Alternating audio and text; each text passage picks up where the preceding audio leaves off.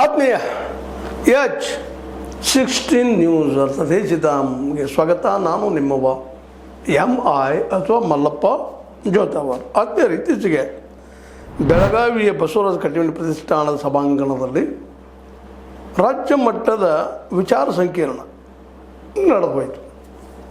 ವಿಚಾರ ಸಂಕಿರಣ ಅಂದಾಗ ಇವತ್ತು ಭಾಳಷ್ಟು ಜನ ಆ ಕಡೆ ನೋಡೋದು ಕಡಿಮೆ ಮಾಡ್ತಾಯಿದ್ದಾರೆ. ವಿಚಾರವಂತರು ಅಂತಂದ ತಕ್ಷಣ, ವೈಚಾರಿಕರು ಅಂದ ತಕ್ಷಣ ಇವರು ನಗರ ನಕ್ಸಲೈಟರು, ನಗರ ನಕ್ಸಲೈಟರು ಅಂತ ಕರೆಯುವಂಥ ಪ್ರವೃತ್ತಿ ಹೆಚ್ಚಾಗ್ತಾಯಿದೆ. ಇವರೇನಾದರೂ ಫಂಕ್ಷನ್ ಕರೆದ್ರೆ, ಇಂಥ ಜನ ಅಥವಾ ಒಂದು ಬುದ್ಧಿವಂತರು ಲೇಖಕರು ಕರೆದ್ರೆ ಆ ಫಂಕ್ಷನ್ದಲ್ಲಿ ಭಾಳ ಅಂದ್ರೆ 50-60 ಜನ. ಕೆಲವೊಮ್ಮೆ ಇವತ್ತು ಯಾವ ಪರಿಸ್ಥಿತಿ ಬಂದದಪ್ಪ ಅಂತ ಇಂಥ ಫಂಕ್ಷನ್ಗಳಿಗೆ ನಾವು ಊಟ ಹಾಕ್ತೀವಿ ಬರ್ರಿಪ್ಪ ಅಂತ ಕರೆಯೋ ಪ್ರಸಂಗ ಬಂದದ್ದು. ಇದು ಅತ್ಯಂತ ನೋವಿನ ಕೆಲಸ. ಒಬ್ಬ ಸಾಹಿತಿ ಬಡವ, ಅವನಿಗೆ ಸಹಾಯ ಮಾಡೋಕ್ಕೆ ಬೇಕಾಗಿತ್ತಪ್ಪ ಅದು ಮತ್ತೊಬ್ಬ ಶ್ರೀಮಂತ ಹಿಡ್ಕೊಳ್ಳೋಂಥ ಪ್ರಸಂಗ ಇವತ್ತು. ಒಬ್ಬ ಸಾಹಿತ್ಯನ ಒಂದು ಫಂಕ್ಷನ್ ಮಾಡ್ತಾನೆ ಬಂದ್ರಪ್ಪ ಅಂತಂದ್ರೆ ವಿಶೇಷ ಜನನ ಕೂಡೋದಿಲ್ಲ. ಯಾರಿಗೆ ಬೇಕು ನಿಮ್ಮ ಸಾಹಿತ್ಯ ಅನ್ನೋಂಗೆ ಆಗ್ಯದ. ಇನ್ನು ಸಿನಿಮಾ ರಂಗದಲ್ಲೇ ಸಂವೇದನಾಶೀಲ ಸಿನಿಮಾಗಳು 1970, 60, 70, 80 ಸುಮಾರಿಗೆ ಬಂದಂಥ ಸಿನಿಮಾಗಳು ಕನ್ನಡದಲ್ಲಿ ಜಬರ್ದಸ್ತಾಗಿ ಬಂದು ಹೋಗ್ಬಿಟ್ಟು. ಅಲ್ಲಿ BV ಕಾರಂತರಾಗಿರ್ಬೋದು, ನಮ್ಮ ಗಿರೀಶ್ ಕಾರ್ನಾಡ್ ಅವರಾಗಿರ್ಬೋದು, ಲಂಕೇಶ್ ಅವರಾಗಿರ್ಬೋದು, ಒಬ್ಬರಿಗಿಂತ ಒಬ್ಬರು ದಿಗ್ಗಜ ಲೇಖಕರು ಜೊತೆಗೆ ಸಿನಿಮಾ ರಚನಾಕಾರರು. ಅವರ ನಡುವೆ ಬೆಳೆದು ಬಂದಂಥವ್ರು ನಮ್ಮ ಬರಗೂರು ರಾಮಚಂದ್ರಪ್ಪನವರು. ಇವತ್ತು ಬರಗೂರು ರಾಮಚಂದ್ರಪ್ಪನವ್ರು ಇರಲಿ, ಮತ್ತೊಬ್ಬಿರಲಿ, ಭಗವಾನ್ ಇರಲಿ, ಯಾರೂ ಇರಲಿ, ಅವ್ರ ಮಾತುಗಳನ್ನ ಕೇಳೋದಕ್ಕೆ ಇತ್ತೀಚೆಗೆ ಜನನ ಕಡಿಮೆ ಆಗ್ತಾಯಿದೆ. ಮತ್ತು ಇತ್ತೀಚೆಗೆ ಏನಾಗಿದೆಪ್ಪ, ಒಂದು ಫಂಕ್ಷನಪ್ಪ ಅಂದ್ರೆ ನೀವು ಅವ್ರನ್ನ ಕರೆಸಬೇಕು. ಆದರೂ ಇಂಥ ವೈಚಾರಿಕ ತಿಳುವಳಿಕೆ ಕೊಡುವಂಥ ಫಂಕ್ಷನ್ಗಂತೂ ಬರೋದೇ ಇಲ್ಲ. ಅವ್ರು ಏನಾದರೂ ಒಂದು ಏನೋ ಸಿಹಿ ಊಟ ಅದಪ್ಪ ಅಂದ್ರೆ ಬರ್ಬೋದು, ಬಂದು ಕುಂತು ಊಟ ಮಾಡಿ ಹೋಗ್ತಾರೆ. ಅದು ಕರೆಕ್ಟ್ ಊಟ ಟೈಮ್ ಬರೋದು ಜನ ಭಾಳ ಇದ್ದಾರೆ. ಇದು ಭಾಳಷ್ಟು ಸಂಕಟಕರ ಅನುಭವ, ಅಭಿಪ್ರಾಯ. ಯಾಕೆ ಹಿಂಗಾಯಿತು, ಏನಿತರ ಅರ್ಥ? ಮತ್ತು ಸಿನಿಮಾಗಳಾದರೂ ಇತ್ತೀಚೆಗೆ ನಾವು ನೋಡ್ತಾ ಇದ್ದೀವಿ. ಅದ್ರ ಸಲುವಾಗಿ ಒಂದು ಸಂಕೀರ್ಣ ಮಾಡಿದ್ದಾರೆ, ವಿಚಾರ ಸಂಕೀರ್ಣ ಸಿನಿಮಾಗಳ ಸಲುವಾಗಿ. ಅದರಲ್ಲಿ ಅನೇಕ ವಿಷಯಗಳನ್ನು ನಮ್ಮ ಬರಗೂರು ರಾಮಚಂದ್ರಪ್ಪನವರು, ಅವರು ಜೊತೆಗೆ ನಮ್ಮ ಇನ್ನುಳಿದ ಅನೇಕ ಉಪನ್ಯಾಸ ನೀಡಿದ ವಿಜಯಕುಮಾರ್ MG ಅವರು, DS ಚೌಗಲೆ ಅವರು ಅಧ್ಯಕ್ಷತೆ ವಹಿಸಿದ್ರು. ಈಗ ಅನೇಕರು ಒಳ್ಳೆ ಜನ ಕುಡ್ಕೊಂಡು ಬಂದ್ರಪ್ಪ, ಮಾತಾಡೋನು ಬಂದ್ರಿಂದ ಏನೋ ಬಂದಿರ್ಬೋದಲ್ಲ. ಅದು ನಾವು ಪತ್ರಿಕೆಯಲ್ಲಿ ಬಂದಂಥ ರಿಪೋರ್ಟ್ ಆದ ಮೇಲೆ ಮಾತಾಡುವಂಥದ್ದು ವಿಶೇಷಗಳನ್ನು ಸಂಘಟಿಸಿದಾಗ ಸಂಘಟಕರು ಮಾತ್ರ ಅಭಿಪ್ರಾಯ ಹೇಳೋದನ್ನು ನಾವು ಕೇಳಿದ್ಮೇಲೆ ಸ್ವತಃ ಅನುಭವಿಸಿದ್ದೀವಿ. ಅದನ್ನು ಇವತ್ತು ಯಾಕೆ ವಿಷಯ ತೆಗೆದುಕೋಬೇಕಾಗಿತ್ತಪ್ಪ ಅಂದ್ರೆ, ಈ ವಿಚಾರವಾದಿಗಳು ಅಥವಾ ಬಂಡಾಯ ಸಾಹಿತಿಗಳು ಅಥವಾ ಇನ್ಯಾವುದು ಸಾಹಿತ್ಯರು ಒಂದು ಕಾಲಕ್ಕೆ ನವೋದಯ, ನವ್ಯ, ಬಂಡಾಯ ಅನೇಕ ಸಾಹಿತ್ಯ ಪ್ರಭೇದಗಳು ಇತ್ತೀಚೆಗೆ ಹೋದ ಶತಮಾನದಲ್ಲಿ, ಈಗ ಅದು ಈ ಶತಮಾನದಲ್ಲಂತೂ ಇಲ್ಲ ಅಂದರೂ ಅಡ್ಡಿ ಇಲ್ಲ. 2000 ಇತ್ತೀಚೆಗೆ ಅದ್ರ ಪೂರ್ವದಲ್ಲಿ ಎಲ್ಲ ನಡೀತಾ ಇದ್ದು.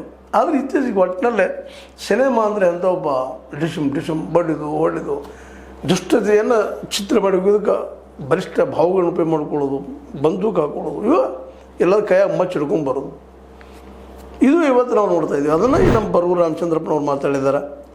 ಅವ್ರು ಹೇಳಿದ್ರಲ್ಲಿ ಭಾಳ ಸತ್ಯದ.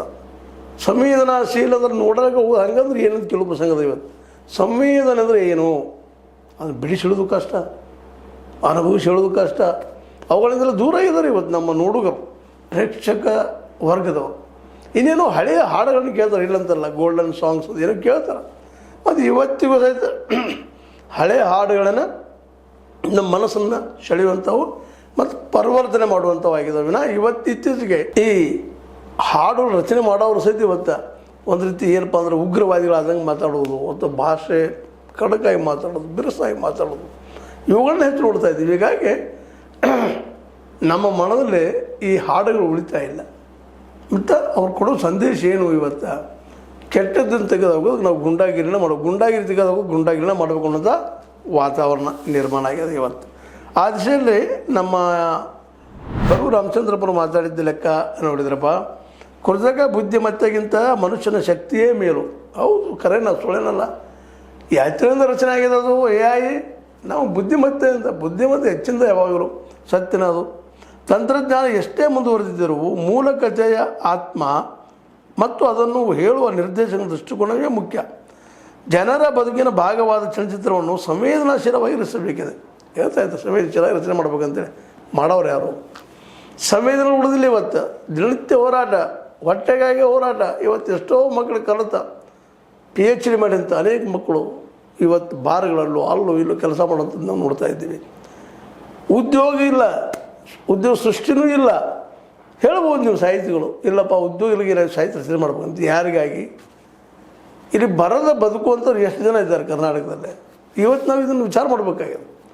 ಬರಗೂರು ರಾಮಚಂದ್ರಪ್ಪ ಹಿಂದಿನ ಬರ್ಕೋತ ಬಂದಿದ್ದಾರೆ. ಒಂದೇನೋ ಅವ್ರ ಹೆಸರು ಅದ, ಒಂದು ಪುಸ್ತಕಗಳೇನೋ ಯಾವ ಪಬ್ಲಿಕೇಶನ್ದವ್ರು ತೊಗೊಂಡು ಪ್ರಕಟ ಮಾಡ್ತಾರೆ. ಅದು ಪ್ರಕಟ ಇವ್ರಿಗೆ ಎಷ್ಟು ಲಾಭ ಬಂತದ್ದು ಅವರು ಹೇಳ್ಬೇಕಿನ್ನು ಬಂದು. ಬರಗೂರು ರಾಮಚಂದ್ರಪ್ಪನವರು ತಮಗೆ ಎಷ್ಟು ಬಂತಪ್ಪ ಪುಸ್ತಕಗಳಿಂದ ಲಾಭ ಅಂತೇಳಿ. ಇನ್ನು ಉಳಿದವ್ರಿಂದ ಪ್ರಶ್ನೆ ಇಲ್ಲ.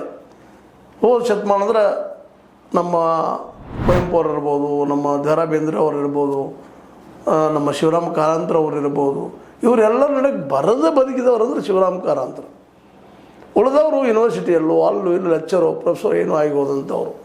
ಮುಂದೆ ನಮ್ಮ ಬೇಂದ್ರೆ ಅವರವರು ಸಹಿತ ಶಿಕ್ಷಕರಾಗಿದ್ದವರು. ನಂತರದಲ್ಲ ಒಂದು ಏನೋ ತಮ್ಮದೇ ಅಂತ ಒಂದು ಅವ್ರ ಬಳಗಿತ್ತು, ಹೆಂಗೆ ಉಳಿಸ್ಕೊಂಡು ಬಂದರು. ಅವ್ರಿಗೆ ಕಸುನು ಇತ್ತು.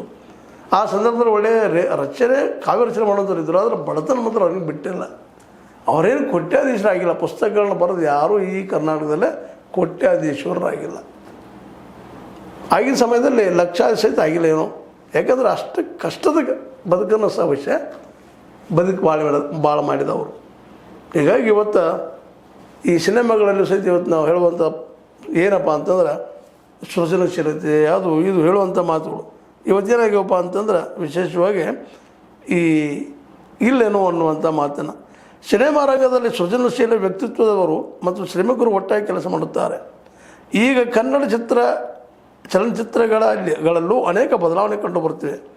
ರಾಜ್ಕುಮಾರ್, ವಿಷ್ಣುವರ್ಧನ್ ಅವರ ಅನೇಕ ಸಿನಿಮಾಗಳು ಪ್ರಗತಿಪರ ಚಿಂತನೆಗಳಿಂದ ಕೂಡಿದ್ದವು.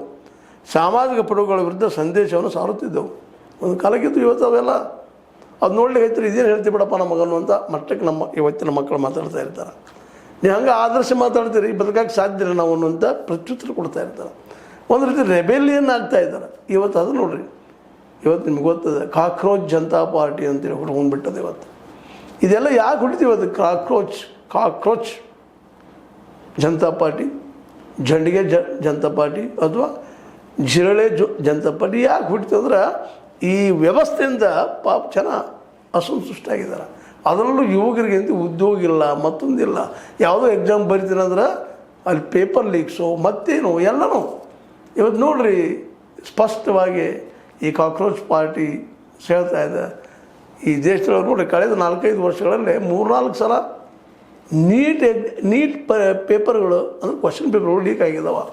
ಪಾಪ ಹಾರ್ಡ್ ವರ್ಕ್ ಮಾಡಿ ದುಡಿದು ಹಗಲು ರಾತ್ರಿಯಿಂದ ಒಂದು ಮಧ್ಯಮ ವರ್ಗು, ಕೆಳ ಮಧ್ಯಮ ವರ್ಗದವರು ಅಥವಾ ಬಡವರು ಪ್ರಯತ್ನ ಮಾಡಿ ನಾನು ಡಾಕ್ಟರ್ ಆಗಬೇಕು, ನಾನು ಇಂಜಿನಿಯರ್ ಆಗಬೇಕು ಅಂತ ಪ್ರಯತ್ನ ಮಾಡಿದಾಗ ಇಂಜಿನಿಯರ್ ಅಡ್ಡಿ ಇಲ್ಲ. ಸ್ವಲ್ಪ ಏನೋ ಆನ್ಲೈನ್ ಮೇಲೆ ಮಾಡ್ತಾಯಿದ್ರೆ ಅಲ್ಲೂ ಗದ್ದರಿಗೆ ಗೊತ್ತಾಗ್ತಾ ಇಲ್ಲ ಏನಂತೇಳಿ ಆನ್ಲೈನ್ ಮೇಲೆ ಇರೋದರಿಂದಾಗೆ. ಆದರೆ ಇಲ್ಲಿಂದ ಮಾತ್ರ ಪೇಪರ್ ಲೀಕ್ ಆಗಿದ್ದಕ್ಕಾಗಿ ಇವತ್ತು ಎಷ್ಟೋ ಜನ ಸಿಡಿದೇ ನಿಂತಾರೆ ಈ ವ್ಯವಸ್ಥೆ ವಿರುದ್ಧವಾಗಿ. ಇವತ್ತು ಇಡೀ ನಮ್ಮ ಯುವ ಜನರಲ್ಲಿ ಬಂಡಾಯ ಆಗು ಇತ್ತು. ಈ ಬಂಡಾಯ ಯಾರು ಒಪ್ಪಿಡ್ಲಿಕ್ಕೆ ನಿಧಾನಕ್ಕೆ ಈ ವ್ಯವಸ್ಥೆನ ಬದಲು ಮಾಡಿ ಹೋಗ್ಬೇಕಪ್ಪ ನಾವು ಅನ್ನುವಷ್ಟರ ಮಟ್ಟಿಗೆ ಜನ ರೋಷವಾಗಿದ್ದಾರೆ. ಇಂಥ ಒಂದು ಸಂದರ್ಭದಲ್ಲಿ ಸಂವೇದನಾಶೀಲ ಚಿತ್ರಗಳು ಅಥವಾ ವೈಚಾರಿಕ ಚಿತ್ರಗಳು, ವೈಜ್ಞಾನಿಕ ಚಿತ್ರಗಳು ಇವುಗಳು ಎಷ್ಟು ಜನ ನೋಡ್ತಾ ಇದ್ದಾರೆ ಅನ್ನೋ ಸಹಿತ ಅಷ್ಟು ಪ್ರಶ್ನೆಗಳದಾವೆ. ಇವತ್ತೇನೋ ಈಗ ನಮ್ಮ ಮಕ್ಕಳು ಪ್ರೊಫೆಷನಲ್ ಕೋರ್ಸ್ಗಳಿಗೆ ಅಭ್ಯಾಸ ಮಾಡಿದರು, ಆ ಕೋರ್ಸ್ ಸಂಬಂಧಿಸಿದ ಅಷ್ಟೇ ವಿಚಾರ ಮಾಡ್ತಾರೆ ವಿನಃ ನಾವು ವಿಜ್ಞಾನ ಆಗಬೇಕು, ಮತ್ತೇನೋ ಆಗಬೇಕು, ಬೆಳಿಬೇಕು ಅನ್ನುವಂಥದ್ದು ಇಲ್ಲವೇ ಇಲ್ಲ. ಯಾಕಂದ್ರೆ ಆ ಪ್ರಮಾಣದ ಖರ್ಚು ಮಾಡಿ ಎಜುಕೇಷನ್ ಮಾಡೋ ಶಕ್ತಿ ನಮ್ಮಲ್ಲಿ ಉಳಿದಿಲ್ಲ. ಹೀಗಾಗಿ ಇವತ್ತು ಯೂನಿವರ್ಸಿಟಿಗಳಲ್ಲಿ ಸಹಿತ ಸಿಕ್ಕಾಪಟ್ಟೆ ಫೀಸ್ ಹೋಗ್ಬೇಕು. ಅದರಲ್ಲೂ ಪ್ರೈವೇಟ್ ಯೂನಿವರ್ಸಿಟಿಗಳಲ್ಲೇ ಬೇಡ. ಈಗ ನಮ್ಮ ಸರ್ಕಾರಿ ಯೂನಿವರ್ಸಿಟಿಗಳಲ್ಲಿ ಸಹಿತ ವರ್ಷಕ್ಕೆ 50,000 ಲಕ್ಷ ಖರ್ಚು ಮಾಡುವಂಥ ಪರಿಸ್ಥಿತಿ ಬಂದ. ಎಷ್ಟು ಮಂದಿ ಬಡ ಮಕ್ಕಳಿಗೆ, ಕೂಲಿಕಾರ ಮಕ್ಕಳಿಗೆ ಸಾಧ್ಯದ ಅಂತ. ಹೀಗಾಗಿ ಒಂದು ಏನಪ್ಪ ಅಂದರೆ ಇವತ್ತು ಪರಿಸ್ಥಿತಿ ನಿರ್ಮಾಣ ಆಗಿತ್ತು ಅಂದರೆ ನಮ್ಮ ಜೆ ಶಿರುದ್ರಪ್ಪನವ್ರು ಹೇಳಿದಂಗೆ ಹಾಡುವುದು ನಾನು ಹಾಡೇ ಹಾಡೋಣ, ಬ್ಯಾಡಿದ್ರು ಆಯಿತು ಬಿಟ್ಟರೆ ಆಯಿತು. ಹಾಡುವುದು ನಮ್ಮ ಕರ್ಮ, ಕೇಳುವುದು ನಿಮ್ಮ ಕರ್ಮ ಧರ್ಮ ನಿಮಗೆ ಬಿಟ್ಟಿದ್ದು ಅನ್ನುವಂಗಾಗ್ಯದ. ಹೀಗಾಗಿ ಒಟ್ಟಾರೆಯಾಗಿ ನಮ್ಮ ಬರಗೂರು ರಾಮಚಂದ್ರಪ್ಪನವ್ರ ವಿಚಾರಗಳಾಗಿರ್ಬೋದು, ಇನ್ನುಳಿದ ಒಂದು ವಿಚಾರಧಾರೆ ಜನರ ವಿಚಾರಗಳಾಗಿರ್ಬೋದು, ಇವೆಲ್ಲನೂ ಇವತ್ತೇನಪ್ಪ ಅಂತಂದ್ರೆ ಆಟಕ್ಕುಂಟು ಲೆಕ್ಕಕ್ಕಿಲ್ಲ ಅನ್ನೋ ಪ್ರಸಂಗದ ಇದು ವಾಸ್ತವ ಸ್ಥಿತಿಗಳನ್ನ ಹೇಳ್ತಾ ಇದ್ದೀನಿ ನಿಮ್ಮೊಂದಿಗೆ. ಏನೋ ಇರಲಿ, ಇಲ್ಲೇ ಬಸವರಾಜ ಕಟ್ಟಿಮನಿ ಪ್ರತಿಷ್ಠಾನದ ಮೂಲಕ ಬಂದು ತಮ್ಮ ಕೆಲವು ವಿಚಾರ ಹೇಳಿದ್ದಾರೆ. ಆದರೆ ಇವತ್ತಿನ ಜನರ ಟ್ರೆಂಡ್ ಹಿಡಿದು ಈಗ ಜನರ ಮಧ್ಯದಲ್ಲೇ ವಿದ್ಯಾರ್ಥಿಗಳ ಮಧ್ಯದಲ್ಲಿ ಹೋಗ್ಬೇಕಾಗಿದೆ. ನಮ್ಮ ಬರಗೂರು ರಾಮಚಂದ್ರಪ್ಪನಂಥವ್ರು, ಅನೇಕ ಬಂಡಾಯ ಸಾಹಿತಿಗಳು, ಅನೇಕ ಹೊಸ ವಿಚಾರಧಾರೆಯವರು, ಅವರು ಒಂದು ಮೂಲೆ ತಿಳ್ಕೊಂಡು ನಾವು ಪುಸ್ತಕ ಬರೆದ ಆಗ್ತೀನಪ್ಪ ಏನಂದ್ರೆ ಪುಸ್ತಕ ಬರೆದು ಪ್ರಿಂಟ್ ಹಾಕಿಸೋದು ಅಷ್ಟೇ ಕಷ್ಟ ಅದ. ಯಾಕಪ್ಪ ಅಂತಂದ್ರೆ ಇವತ್ತು ಈ ವಿಚಾರವಾದಿಗಳ ಪುಸ್ತಕಗಳನ್ನು ಪ್ರಿಂಟ್ ಹಾಕಿಸೋದು ಹಿಂದೆ ಮಾಡ್ತಾ ಇರ್ತಾರೆ.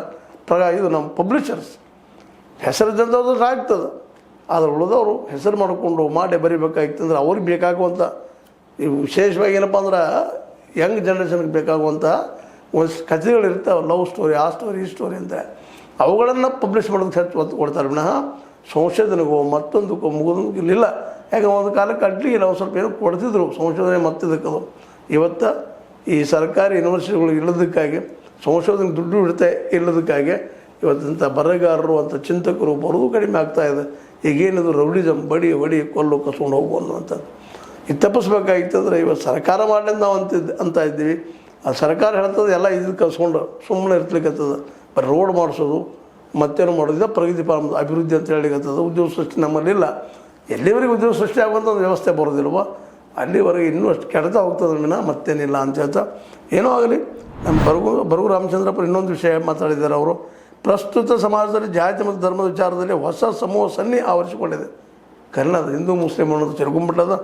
ಅದ್ರ ಜೊತೆ ಈ ಧ್ರುವೀಕರಣದಿಂದ ಸಮಾಜದಲ್ಲಿ ಉಂಟಾದ ವಿಷಮ ಸ್ಥಿತಿ ಎದುರಿಸಲು ಹೊಸ ತಲೆಮಾರಿನ ಬರಹಗಾರರು ಸಜ್ಜಾಗಬೇಕಾಗಿದೆ. ಇದನ್ನು ಹೋಗಲಾಡಿಸುವಂಥ ವ್ಯವಸ್ಥೆ ನಮ್ಮ ಹೊಸ ತಲೆಮಾರಿನ ಬರಹಗಾರಿಗೆ ಬರಬೇಕು. ಅದರ ಬರಹಗಾರ ಬರೀತಾರೆ, ಪ್ರಿಂಟ್ ಹಾಕಿಸೋ ಶಕ್ತಿ ಇಲ್ಲ. ಹೀಗಾಗಿ ಬರದ ಮೂಲೆಯಲ್ಲಿಡುವಂಥ ಪ್ರಸಂಗದ ಈಗ ಒಂದು ಬುಕ್ ನೀವು ಪ್ರಿಂಟ್ ಮಾಡಿ ಪ್ರಕಟ ಮಾಡ್ತಾನಂದ್ರು ಒಂದು 50,000 1 ಲಕ್ಷ ತನಕ ದುಡ್ಡು ಬೇಕಾಗ್ತದೆ. ಸಣ್ಣ ಅಮೌಂಟ್ ಅಲ್ಲ. ಬರಹಗಾರ ಇದನ್ನು ಮಾಡ್ತಾ ಇದ್ದಾರೆ, ಮಾಡಿಸ್ಕೊಡೋದು ಶಕ್ತಿ ಇದ್ದಾನೆ. ಅದನ್ನು ಮಾಡಿಸೋದಕ್ಕೆ ಪಬ್ಲಿಷ್ ಮಾಡೋದಕ್ಕೆ ಬಂದವರು ಇವ್ರಿಗೊಂದು 10-15 ಬುಕ್ ಕೊಟ್ಟು ಕಳಿಸಿಬಿಡ್ತಾರೆ. ಹೀಗಾಗಿ ಹೊಸ ಬರಹಗಾರರು ನಾವು ಬದುಕಬೇಕು, ಜನರಿಗೆ ತಿಳಿಸ್ಬೇಕು ಅನ್ನೋದು ವಿಚಾರಗಳು ಅಲ್ಲೇ ಹಿಂಗೆ ಹೋಗ್ತಾ ಇದ್ದಾವೆ ಅನ್ನೋದು ವಾಸ್ತವ ಸತ್ಯ. ಈ ದಿಶೆಯಲ್ಲಿ ನಮ್ಮ ಬರಗು ರಾಮಚಂದ್ರಪ್ಪ ಎಷ್ಟು ವಿಚಾರ ಮಾಡಲಿ. ಇಂಥವ್ರು ಇವರೊಬ್ಬರಲ್ಲ, ಇವತ್ತಿನೆಲ್ಲ ಸಾಹಿತಿಗಳು ಈ ಸಿನಿಮಾ ರಂಗದಾಗಿರ್ಬೋದು, ಇನ್ನೊಂದಾಗಿರ್ಬೋದು, ಇದ್ರ ಬಗ್ಗೆ ವಾಸ್ತವವಾಗಿ ವಿಚಾರ ಮಾಡಿ ಒಂದು ಏನಿದೆಯೋ ಈ ಮೂಮೆಂಟಿಗೆ ಇಳಿಬೇಕಾಗ್ಯದ. ಹೊರಗೆ ನಿಂತು ಹೇಳಿದಾರಲ್ಲ, ಕೇಜ್ರಿವಾಲ್ ಹೇಳಿದಾರಲ್ಲ ಒಂದು ಮಾತಿನ, ರಾಜಕೀಯ ಹೊಲಸನ್ನು ತೆಗಿಬೇಕಾದ್ರೆ ಅದರ ಇಳಿಬೇಕಾಗ್ತದೆ. ಗಟ್ಟರ ಸ್ವಚ್ಛ ಮಾಡಬೇಕಾದ್ರೆ ಗಟ್ಟರದಲ್ಲಿ ಇಳಿಲೇಬೇಕು. ನಾನು ದೂರ ನಿಂತು ಹೇಳ್ತೀನಪ್ಪ ಅಂತಂದ್ರೆ ಅಲ್ಲಿ ಇನ್ನೊಂದು ವ್ಯವಸ್ಥೆ ತಯಾರಾಗ್ತದೆ, ದುಡಿಯುವ ವರ್ಗ, ಶೋಷಣ ವರ್ಗ ಅನ್ನೋ ಮಾತನ್ನು ಇಲ್ಲಿ ನೆನಪಿಸ್ಕೊಳ್ತಾ, ಇದು ನಿಮ್ಗೆ ಲೈಕ್ ಆಗಿರ್ಬೋದು, ಲೈಕ್ ಮಾಡಿ, ಶೇರ್ ಮಾಡಿ, ಕಮೆಂಟ್ ಮಾಡಿ, ಜೊತೆ ಸಬ್ಸ್ಕ್ರೈಬ್ ನಿಲ್ಲಿಸ್ಬೋದು. 16 ನ್ಯೂಸ್ ಅರ್ಥ ಸತ್ಯದ ಕೈಗಳಲ್ಲಿ ವಂದನೆಗಳು.